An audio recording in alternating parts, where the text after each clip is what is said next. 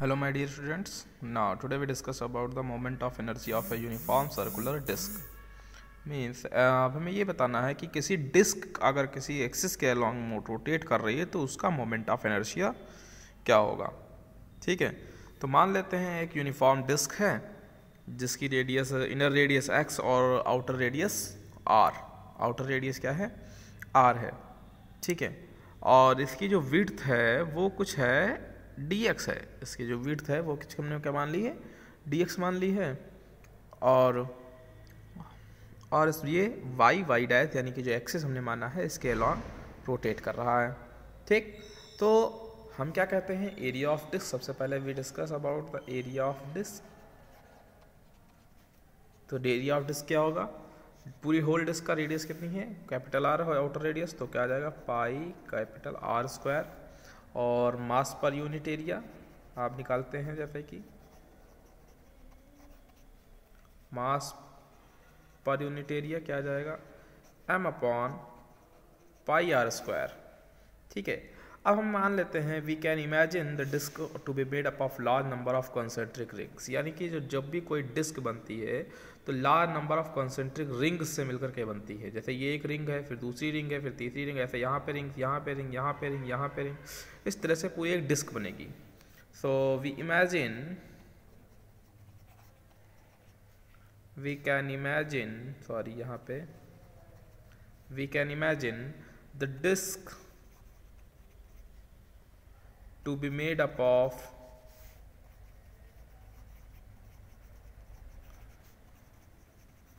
large number of concentric rings। ठीक है, and मान लेते हैं थोड़ी देर के let us consider one such rings of radius x width dx। Width कितनी है? dx। तो एरिया ऑफ द रिंग क्या हो जाएगा? एरिया ऑफ द रिंग हो जाएगा सरकमफ्रेंस मल्टीप्लाई बाई विड्थ। तो सरकमफ्रेंस हमारी होती है 2 पाई आर यानी कि 2 pi X multiply by D X. और मास पर यूनिट अगर हम कंसेंट्रिक रिंग लेते हैं, जैसे मास per unit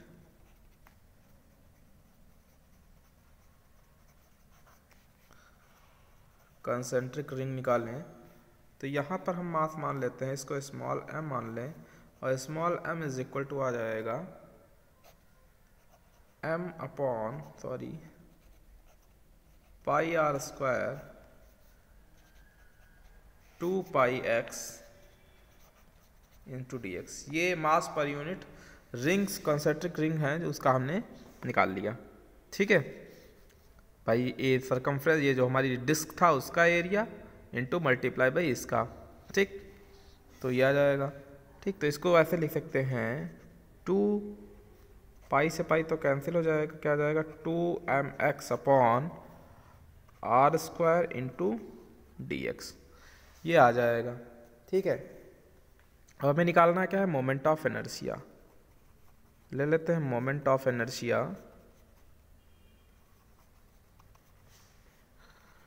of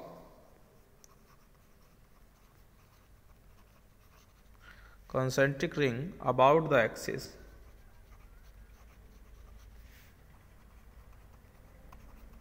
y dash कितना हो जाएगा? D I is equal to M X square. तो क्या आ जाएगा? डी आई कितना है और एम एक्स स्क्वायर कितना हो जाएगा? तो 2mx तो था ही upon R square into X square, M की वैल्यू ये है, इंटू डी एक्स। तो क्या आ जाएगा? 2mx cube upon R square D X, ये आ जाएगा डी आई। ठीक है, अब हमें होल मोमेंट ऑफ इनर्शिया निकालना है, पूरी बॉडी का निकालना है, टोटल मोमेंट ऑफ इनर्शिया। तो the moment of inertia of a whole disk about y dash axis। ठीक है, तो I is equal to 0 to r।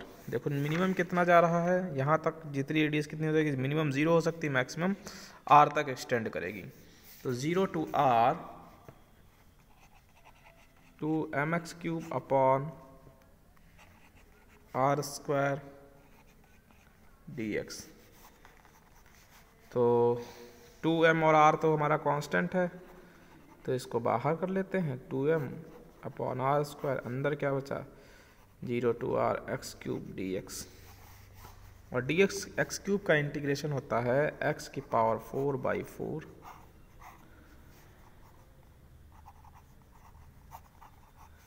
0 to r। Limit लगा दो, अप्लाई कर दो, तो क्या आ जाएगा, 2m अपॉन r स्क्वायर क्या हो जाएगा, r की पावर 4/4 माइनस 0, ये से ये कट जाएगा, तो क्या आ जाएगा, यहाँ पे 2 बचेगा, तो आ जाएगा, और 2 2 जा 4, यानी कि आ जाएगा mr square by 2। mr square by 2 means I is equal to आ जाएगा 1/2 mr square, half mr square. तो किसी भी डिस्क का किसी एक पर्टिकुलर एक्सिस के अलोंग जो मोमेंट ऑफ इनर्शिया होता है वो हाफ mr स्क्वायर होता है। और अगर रिंग की बात करते हैं तो वो होता है mr स्क्वायर, और रिंग अगर डायमीटर के अलोंग है, अगर मोमेंट ऑफ इनर्शिया हम निकाल लें तो हाफ mr स्क्वायर। ठीक है, तो अगर रिंग के बारे में हमें पढ़ना है तो इससे पहले वाली वीडियो आपको देखनी होगी। और डिस्क हमारा ये हो गया। अब अगर मोमेंट ऑफ इनर्शिया मान लेते हैं थोड़ी देर के लिए, moment of inertia of disc about any diameter की बात अगर हम करें, तो जैसे ये हमारी कोई डिस्क है इस तरह से, ठीक, और ये डायमीटर हो गए, यही तो होंगे डायमीटर। और इस डायमीटर यानी कि इस एक्सिस के अलॉन्ग अगर रोटेट कराए तो क्या होगा, सॉरी ये एक्सिस हो गया, ये वाई और नीचे वाई डैश हो जाएगा, और ये एक्सिस, ये डायमीटर, इसके अलॉन्ग अगर रोटेट कराए तो क्या हो जाएगा, according to perpendicular axis theorem, I A B C D plus I C D is equal to I Y dash. क्योंकि दोनों डायमीटर बराबर होंगे तो I D plus I D I Y dash, तो 2ID upon half mr square आ ही चुका है, तो ID की वैल्यू क्या हो जाएगी, 1/4 mr स्क्वायर। ठीक, तो ये हो गया डिस्क का। अब हमें moment of inertia of a disc about a tangent in its plane निकालना है। तो जैसे हमारी ये कोई डिस्क है, ठीक है, इसके में कोई टेंजेंट है, ये हमारा इसका डायमीटर अगर मान लेते हैं, ये CD हमारा डायमीटर है और ये AB भी हमारा डायमीटर है, और इस टेंजेंट के अलॉन्ग ये क्या कर रही है, रोटेट कर रही है। टेंजेंट के अलॉन्ग क्या कर रही है, रोटेट कर रही है। तो उस कंडीशन में हमारा जो मोमेंट ऑफ इनर्शिया वो क्या होगा, क्योंकि इसका ये सेंटर हो गया, ये सेंटर हो जाएगा, और सेंटर का एक्सिस और ये एक्सिस दोनों एक दूसरे के पैरेलल है, तो अप्लाइंग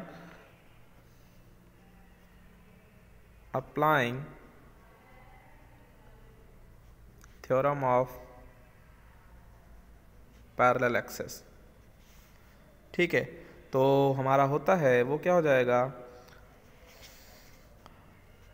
आई टेंजेंट के लॉन्ग निकालना है, तो आई टेंजेंट इज इक्वल टू क्या हो जाएगा, पैरेलल एक्सिस के दौरान, तो वो हमारा हो जाएगा इसका मोमेंट ऑफ इनर्शिया क्या है, डायमीटर है, डायमीटर पर टेंजेंट है, उसके अलॉन्ग हमें निकालना है। तो ये हमारा क्या हो जाएगा, ये तो हम पहले निकाल चुके हैं, 1/4 mr स्क्वायर और प्लस mr स्क्वायर, ठीक है, सेंटर ऑफ मास का। ठीक, तो ये क्या हो जाएगा, 5/4 mr स्क्वायर, ये आ जाएगा। ठीक है, अब बेटा याद हम लिखते हैं moment of inertia of a uniform rod. अगर रॉड का है तो उसका मोमेंट ऑफ इनर्शिया क्या आ जाएगा, वेरी वेरी इंपॉर्टेंट है, इसको अच्छे से समझ लो। रॉड के लिए हम क्या करते हैं कि जैसे कि एक रॉड है और इसके सेंटर के अलोंग ये क्या कर रही है, इस तरह से पेन क्या कर रहा है, इस एक्सिस के अलोंग ऐसे रोटेट कर रहा है, ठीक है, इस तरह से क्या कर रहा है, रोटेट कर रहा है, ठीक। तो अगर इस ये रॉड कुछ स्मॉल एलिमेंट से मिलकर के बनी है dx, जैसे ये तो ये पूरी रॉड बनेगी, ऐसे ऐसे एलिमेंट्स को अगर रखते चले जाए तो एक रॉड बन जाएगी, ठीक है। तो हम मान लेते हैं कि इस रॉड की लेंथ क्या है, l है, इसका मास अगर m है, तो इसकी mass per unit length of the rod क्या हो जाएगी, लिख लेते हैं, कंसीडर a thin rod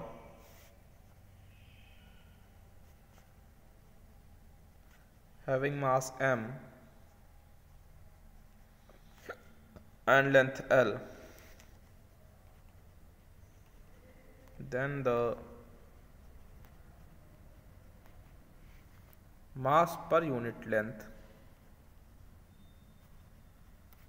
क्या हो जाएगी, m upon l, length of rod है ना, m अपॉन l। तो कंसीडर अ स्मॉल एलिमेंट, मान लेते हैं थोड़ी देर के लिए, consider small element, small mass element of length dx at distance x from O। मान लेते हैं कि स्मॉल एलिमेंट dx है जो कि O से x डिस्टेंस पर है, तो उसका मास ऑफ स्मॉल एलिमेंट क्या आ जाएगा, मास ऑफ स्मॉल एलिमेंट का आ जाएगा बेटा m upon l into D X, ठीक है। अब moment of inertia of the small element, अब मोमेंट ऑफ इनर्शिया निकालना है, तो moment of inertia of small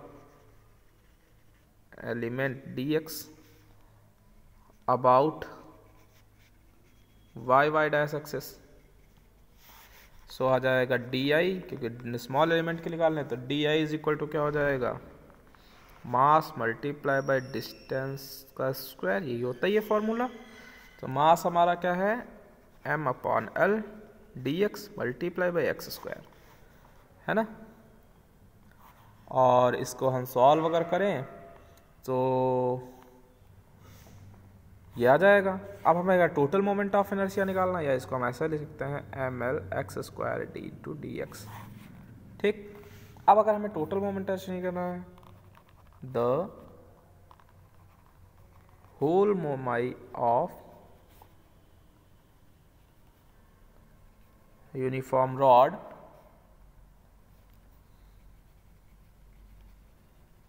about axis Y Y dash, तो क्या हो जाएगा, तो इसकी जो लिमिट जाएंगी वो x की वैल्यू इधर एक बार लेफ्ट में जब जाएंगी तो माइनस एल बाई टू, और अगर राइट में जाएंगी तो इधर जाएंगी तो माइनस, और इधर जाएगा तो प्लस, तो x is equal to minus L by two to X is equal to plus L by two, ये उसकी लिमिट्स हो जाएंगी।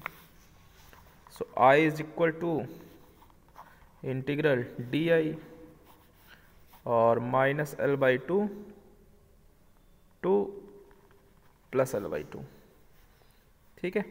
तो इंटीग्रेट करते हैं, और इंटीग्रेट करते हैं तो रिजल्ट आता है minus L by two plus L by two M upon L x square into D x.